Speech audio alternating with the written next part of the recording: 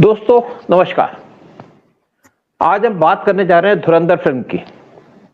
मैं फिल्म देख के भी आया हूं और इसके ऊपर कमेंट्स देंगे कि फिल्म कैसी है, इसमें क्या-क्या चीजें दिखाई गई हैं, उसी पे हम चर्चा करेंगे। हमारे साथ बैठे उदय शंकर पानी जी। उदय शंकर पानी जी बॉलीवुड से तो नेचुरली जानते होंगे। मुझे नहीं पता कि उन्होंने फिल्म देखी है या नहीं देखी, लेकिन फिर भी कमेंट तो ये दे ही पाएंगे बहुत सी चीजों पे। और मैं इनिशियली लेकिन आपको बता दूं कि फिल्म बहुत अच्छी है, बहुत अच्छी डायरेक्शन है इसकी, बहुत से इश्यूज उसने रेस किए हैं, जैसे आईसी 814 की हाईजैकिंग जिसमें पाकिस्तान का हाथ था, जैसे फेक करेंसी का इशू इन्होंने रेस किया है, साथ में 26/11 का इशू रेस किया और थोड़ा सा टच किया है 2001 का पार्लियामेंट अटैक, जिसके अंदर सारे पाकिस्तान के मिलिटेंट इन्वॉल्व थे इन सारे ऑपरेशंस के अंदर। और रॉ का भी इसमें बड़ा हाथ था कि किस तरीके से रॉ के लोग पाकिस्तान के अंदर घुस करके, आईएसआई के अंदर घुस करके वहां पे काम कर रहे थे। और जितने भी एक्टर्स हैं, चाहे आप रणबीर कपूर की बात कीजिएगा, चाहे किसी और एक्टर की बात कीजिएगा, डायरेक्शन सुपर्ब। तो उदय शंकर पानी जी, आप बताइए, आपने तो सुना होगा बॉलीवुड के अंदर, इसके बारे में चर्चा सुनी होगी पिक्चर के बारे में, आप क्या कहेंगे? सर, मुझे तो बहुत खुशी होती है जब कोई फिल्म चलती है। हमारे यहाँ कोई फिल्म चलती है तो हजार घर में रोटी आती है, उनकी तरक्की होती है कि हमारी इंडस्ट्री की। और सबसे अच्छा है कि ये डायरेक्टर ने तीसरी बारी एक बहुत बड़ी सुपरहिट फिल्म की। इसका उरी वाला जी फिल्म थी, कमाल की फिल्म थी वाली, और उससे पहले भी जो उसने वो एक्शन वाली फिल्म बनाई थी, एंड वेरी नेशनलिस्टिक थीम्स लेता वो लड़का। और इस बारी तो ऐसी फिल्म बनाई है कि पाकिस्तान में आग लग गई है और वो रोता रोता हर मुस्लिम कंट्री के पास पहुंच गए, देखो जी हमको किस तरह से वो कर रहे हैं, प्लीज आप लोग भी, हम लोग तो बैन ही कर रहे हैं, आप भी बैन करिए। अरे वहाँ हर शादी में उनका वो गाना हो रहा है, जाके शादी उसका अक्षय कुमार वाला गाना। So it has become such a craze, and मुझे अभी तक कोई मिला नहीं जो जिसने इसको क्रिटिसाइज किया हो। तो definitely on technical ground you one can say anything you want. लेकिन एक चीज यहाँ पर मैं बताऊं सर कि जब भी ऐसी फिल्म कभी बनती है, अगर आप टाइटल्स देखें तो there is a army person who is in charge of coordination and giving you the facts.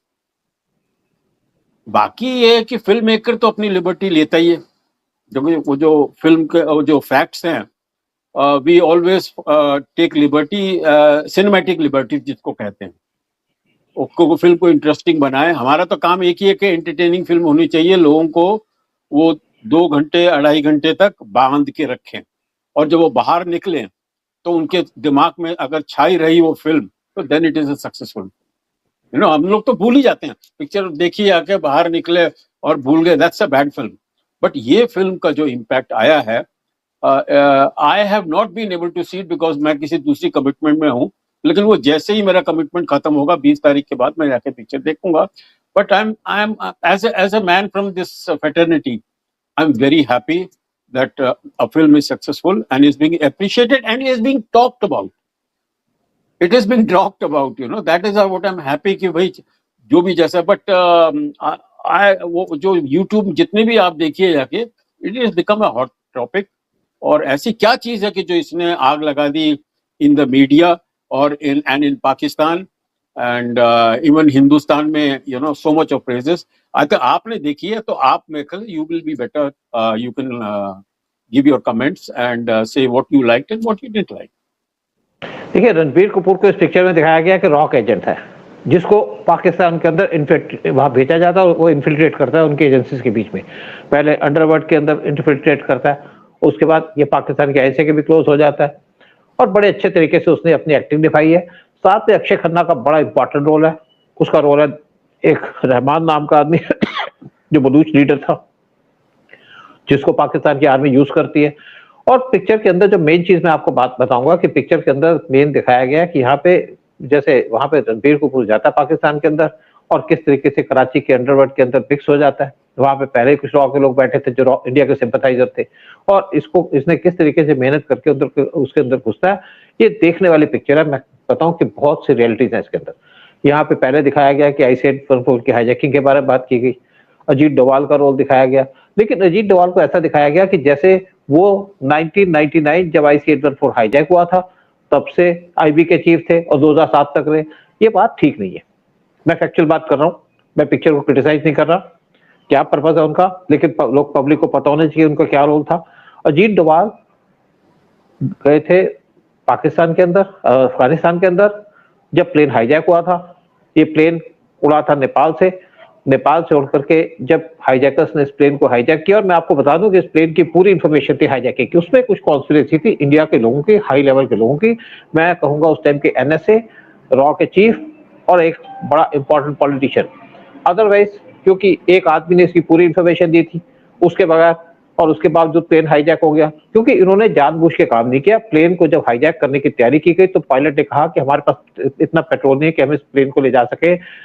Pakistan के अंदर, लाहौर के अंदर ले जाना चाह रहे थे, तो इस प्लेन को ले जाया गया अमृतसर के अंदर, और अमृतसर 1 घंटे खड़ा रहा, और पायलट ने इस प्लेन को डिले भी कर दिया, यानी कि स्लो चलाना शुरू कर दिया। लेकिन किसी ने वहां पे काम नहीं किया, क्योंकि ऐसा नहीं कि काम नहीं कर सकते, वहां पे मिलिट्री के कमांडो पहुंचे हुए थे, टैंक पहुंचे हुए थे, पुलिस के लोग पहुंचे हुए थे।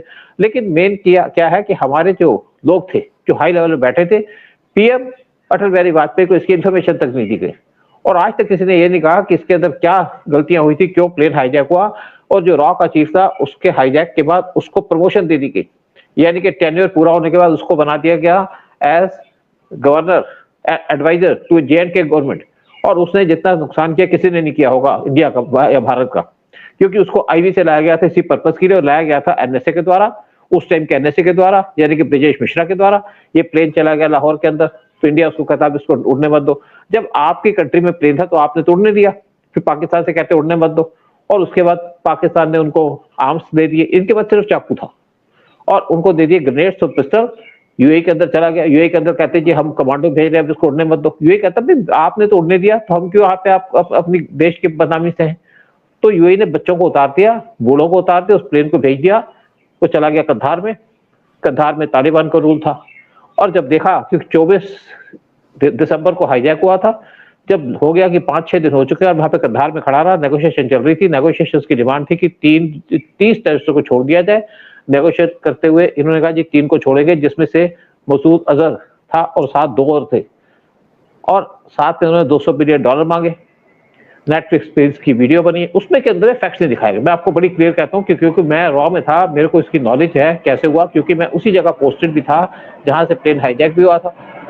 तो ये जो है, ये ड्रामा ज्यादा करते हैं नेटफ्लिक्स के अंदर भी, रियलिटी कम दिखाते हैं। किसी ने नहीं कहा कि इसमें क्या कॉन्स्पिरेसी है, कैसे प्लेन हाईजैक हो गया, इतनी बड़ी इंसिडेंट हो गई, किसी को पता नहीं चला। अगर पता चला तो रॉ के चीफ को क्यों रिमूव कर दिया गया। रॉ का चीफ वो है जो राहुल गांधी की रैली के अंदर पार्टिसिपेट करता था, और उस आदमी ने एक किताब लिखी है आईएसए के चीफ के साथ मिलकर के, जिसमें उसने कहा है कि आईएसए बेस्ट वर्ल्ड के अंदर नेचुरली बेस्ट होगी। जब आप आईएसए के साथ मिलकर काम करेंगे तो बेस्ट होगी। वही आईएसए जिसको आज पीटा जा रहा है पूरे वर्ल्ड के अंदर, इंडिया उसको बार बार पीट रहा है, वहां पे अननोन गनमैन, वहां पे लोग मार रहे हैं, इनके आर्मी के लोगों को मारा जा रहा है, साथ में जो इनके टेररिस्ट उनको मारा जा रहा है। आईएसए कुछ नहीं कर पा रही। इंडिया में भी रेड फोर्ट में अटैक हुआ था, लेकिन हमारी इंटेलिजेंस ने उसको पकड़ लिया और हमने काम कर लिया। अदरवाइज बहुत बड़ी यहाँ पे कॉन्स्पिरेसी थी। जब सारा कुछ हो गया तो उस टाइम पे अजीत डोभाल को भेजा गया, जो आईवी से थे, एडिशनल डायरेक्टर थे वहां पे। एक सीडी साय थे जो रॉ से थे, वो एडिशनल सेक्रेटरी थे, और विवेक आरजू थे जो एमईए से थे, वो भी जॉइंट सेक्रेटरी थे वहां पे। तीनों बड़े क्रेडिबिलिटी के आदमी थे, बड़े अच्छे ऑफिसर थे। मैंने तो सीडी साय के साथ काम भी किया हुआ है। और ये जब गए तो अजीत डोभाल ने कहा कि हमारा एक फॉरेन मिनिस्ट्री की फेलियर है कि ये दुबई में प्लेन को रोक नहीं पाए। आज देखिए हम क्या क्या करा सकते हैं दुबई के अंदर, सऊदी के अंदर, बाकी जगह के अंदर, क्योंकि आज हमारी फॉरेन पॉलिसी मजबूत है। और वहां पे एक अटल बिहारी वाजपेयी के पीछे एक छुरा घोंपा गया था उनकी पीठ पे, ये करा करके। उससे पहले कारगिल के अंदर उनको धोखा दिया गया, उसके बाद पार्लियामेंट ट्रैक के अंदर धोखा दिया गया, फिर एक रविंदर सिंह जो रॉ का ऑफिसर था उसको, जिसको पकड़ लिया गया कि वो सीए के लिए काम करता है, उसको भगाने का जो काम किया गया था वो किया गया था ब्रिजेश मिश्रा के द्वारा। अगर आपके देश के अंदर इतने हाई लेवल पे लोग घुसे हों जो देश के दुश्मनों से बात करते हो, तो आप कैसे स्ट्रांग हो सकते हैं। अटल बिहारी वाजपेयी वैसे अच्छे प्राइम मिनिस्टर थे, लेकिन हर एक पे भरोसा कर लेते थे। आज जो हमारे प्राइम मिनिस्टर पीएम मोदी किसी पे भरोसा नहीं करते, उसकी कैपेबिलिटी को देखते हैं, उसको ट्रैक करते हैं, उसका रिकॉर्ड देखते हैं, फिर उस पर अपनी कैबिनेट में लाते हैं या अपना एडवाइजर बनाते हैं, इसीलिए वो आज सक्सेसफुल है।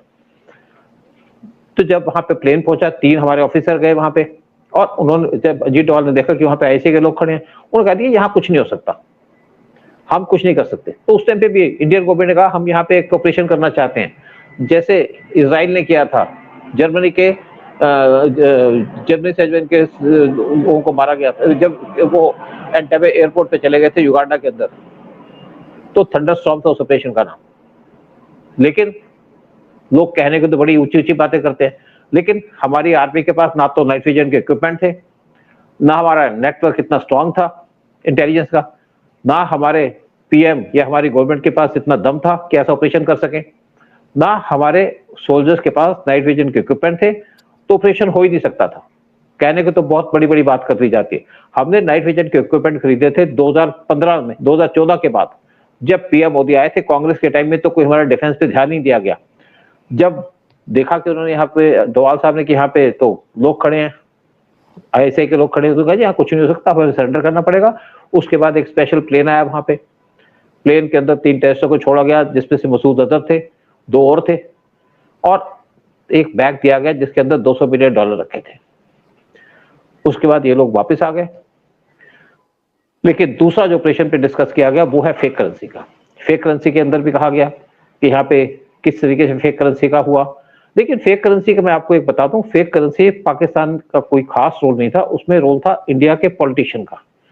इंडिया के जो हमारी फेक करेंसी थी उस टाइम पे उसको छापा जाता था कांग्रेस गवर्नमेंट के आने के बाद, उसके अंदर कुछ काम किया जाता था, यानी कि जो पेपर थे वो यूज किए जाते थे जो पाकिस्तान की करेंसी में यूज किए जाते, और ये छापे जा रहे थे आपके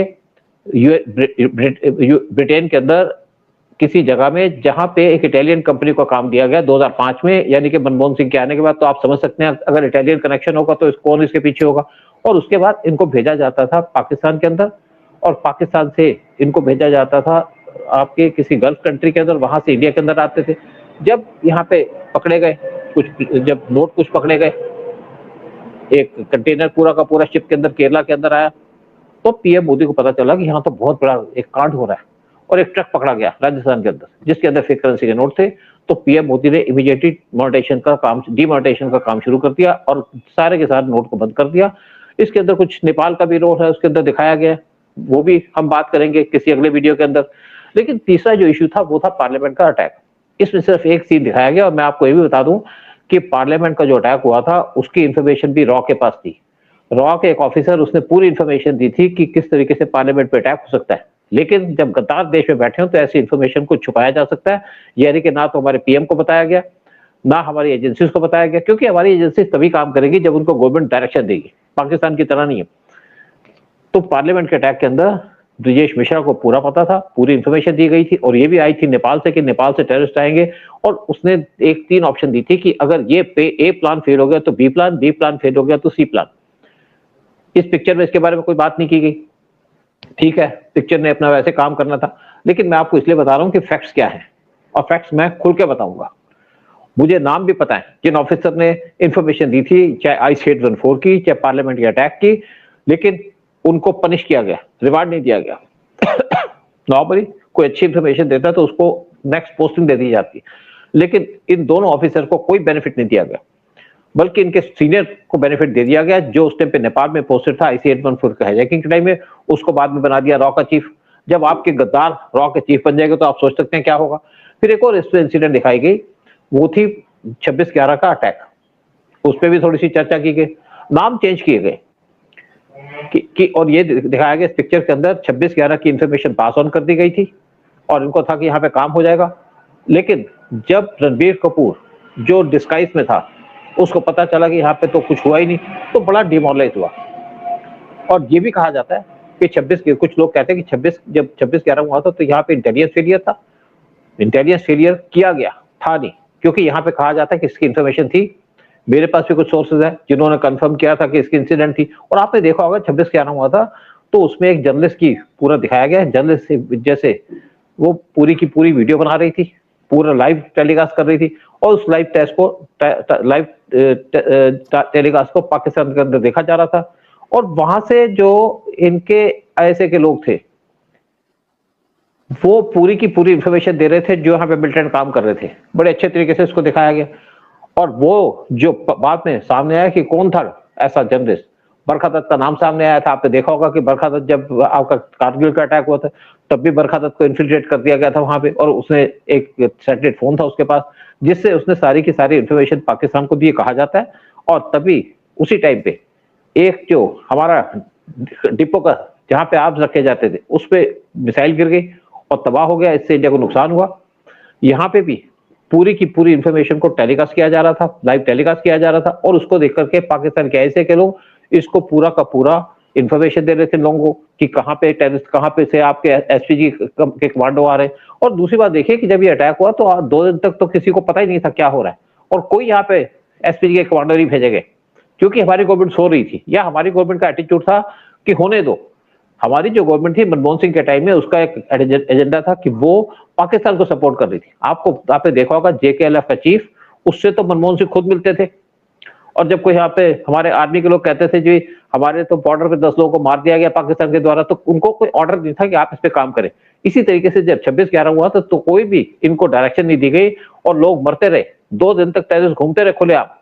और पाकिस्तान इसलिए इम्पोर्टेंट था कि पाकिस्तान को पता था कि यहाँ पे कुछ नहीं होगा, यानी कि जब आपकी गवर्नमेंट भी नहीं हो, आपकी एजेंसीज भी नहीं हो, तो आप क्या कर सकते हैं। इस पिक्चर में पूरा तो दिखाया नहीं गया लेकिन बता दिया गया कि क्या हुआ था। हाँ उसे आप कुछ कहना चाहते हैं? सर, एक तो मैं अगली बारी इस तरह की कोई फिल्म होगी जहाँ इंटेलिजेंस की बात होगी तो I tell them to take you as the technical adviser, and I hope that will be a good move. और दूसरा मैं आपसे सवाल करना चाहता हूँ सर, ऐसा क्या है कि ये जो कांग्रेस की गवर्नमेंट आई, मनमोहन सिंह की गवर्नमेंट आई, तो जितनी भी प्रॉब्लम्स हुई हैं, जितने भी आतंकवादी वो अटैक हुए हैं, जितना भी हिंदुस्तान का नुकसान हुआ है, ये कांग्रेस का हाथ कहाँ से नजर आता है? मैंने हाउ कम दे, मैंने वाइस प्रेसिडेंट तक आपने एक रख दिया, आपने रॉ का एक चीफ भी गलत रख दिया कि how come they were continuously making this anti Indian blunders? उधर देखिए ऐसा है कि मैंने अंसारी खान के साथ काम किया जब वो ईरान में पोस्टेड थे, मैं उसका भी वीडियो बनाएंगे, अलग से बताएंगे किस तरीके से वो काम कर रहे थे, किस तरीके से एंटी इंडिया एजेंडा चल रहा था। सिर्फ मनमोहन सिंह के टाइम नहीं, नरसिम्हा राव के टाइम भी ऐसा हो रहा था। देखिए एक्चुअली आप आज भी देखते होंगे कांग्रेस, आप राहुल गांधी को सुन लीजिएगा, राहुल गांधी क्या बात करते हैं, क्या उन्होंने कभी नेशन के बारे में बात की है, क्या उन्होंने कभी देश के बारे में बात की है? रफाल के बारे में शोर मचा दिया, चौकीदार चोर कह दिया। चोर कौन है? चोर तो ये लोग हैं जिन्होंने देश के से चोरी की। आप देखिए जब यहाँ पे आज हिंदुस्तान इसलिए बच गया कि हम 200 साल से हमारे पे अटैक किया जा रहा है, बल्कि उससे ज्यादा से अटैक किया जा रहा है। कैसे बच गए? क्योंकि हमारी उस टाइम पे पॉपुलेशन ग्रो हो रही थी, कुछ लोग कन्वर्ट हो रहे थे, कुछ मारे जा रहे थे, लेकिन उस टाइम पे हमारी पॉपुलेशन बहुत ज्यादा ग्रो हो रही थी, जिसकी वजह से आज बचे हुए हैं, जिसकी वजह से आज हम खड़े हुए हैं। लेकिन कांग्रेस का शुरू से एजेंडा रहा है। आप देखिए नॉर्थ ईस्ट के कन्वेंशन के अंदर जो पूरा हाथ था वो था नेहरू का, और जब कांग्रेस की गवर्नमेंट थी तो आज देखिए पंजाब के अंदर आपने देखा होगा जब यहाँ पे गवर्नमेंट बन रही थी, आप गवर्नमेंट से पहले, तो वहां पे तो पूरी कन्वर्शन की जा रही थी। कौन कर रहा था? कांग्रेस ही कर रहे थे। कांग्रेस कौन करता है? कांग्रेस में काम किया जाता है आपके हेड के द्वारा, हेड की चलती है, बाकी की तो चलती नहीं। रॉ के और भी चीफ आए दुल्लत के बाद, लेकिन उनकी सही नहीं थी क्योंकि उनको पूरा कंट्रोल किया जाता था आपके एनएसए के द्वारा। एनएसए को इन्फॉर्मेशन देंगे, एनएसए उसको पास नहीं करेगा तो क्या करेंगे? मैं खुद गवाह हूं इस चीज का कि कुछ इन्फॉर्मेशन आई थी किसी इंपॉर्टेंट लीडर के बारे में जो कांग्रेस का लीडर था, और उस टाइम पे अटल बिहारी वाजपेयी की गवर्नमेंट थी, लेकिन उसको दिया नहीं गया। जब मैंने अपने बॉस से क्वेश्चन किया, वो कहते देखिए सू साहब कुछ नहीं होगा, मैं इन्फॉर्मेशन दूंगा तो मेरा कैरियर खराब हो जाएगा और होगा कुछ नहीं। और उन्होंने बता दिया इस बात में कि ऐसी इन्फॉर्मेशन है, दिल्ली से पूरा आ गया कि आपने बिल्कुल ठीक किया। मतलब जब अटल बिहारी वाजपेयी गवर्नमेंट थे तो उस टाइम पे सोनिया गांधी को प्रोटेक्शन दी जा रही थी, कांग्रेस के लीडर्स को प्रोटेक्शन दी जा रही थी। फेक करेंसी के अंदर भी पूरा हाथ था कांग्रेस का।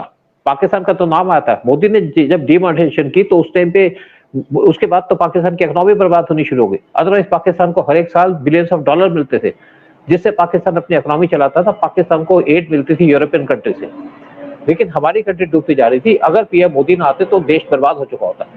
और यहाँ पे तो आप देखिए ओपन कन्वर्शन का काम चलता था, मुस्लिम को हिंदू को मुस्लिम में कन्वर्ट करना लव जिहाद चलता था, जिसके ऊपर रोक लगा दी गई। क्रिश्चियनिटी में कन्वर्ट करने का काम चल रहा था, पंजाब में तो ओपन चल रहा था, नॉर्थ ईस्ट में चल रहा था। आज जितने भी यहाँ पे कन्वर्शन का काम करते हैं उसको कांग्रेस सपोर्ट करती है, क्योंकि सोनिया गांधी क्रिश्चियन है, वो क्रिश्चियनिटी को प्रमोट कर रही है। देश में आ गई, लेकिन देश से कोई प्यार है ही नहीं इनको।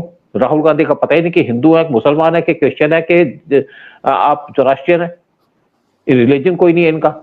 और इसीलिए ये इनको हिंदू से कोई लेना नहीं। देखिए मेन क्या है कि पॉलिटिशियन, कुछ आप बीच में जब नेहरू पावर में थे तो उस टाइम पे हमारे पॉलिटिशियन के अंदर करप्शन नहीं थी, देश में पैसा भी नहीं था।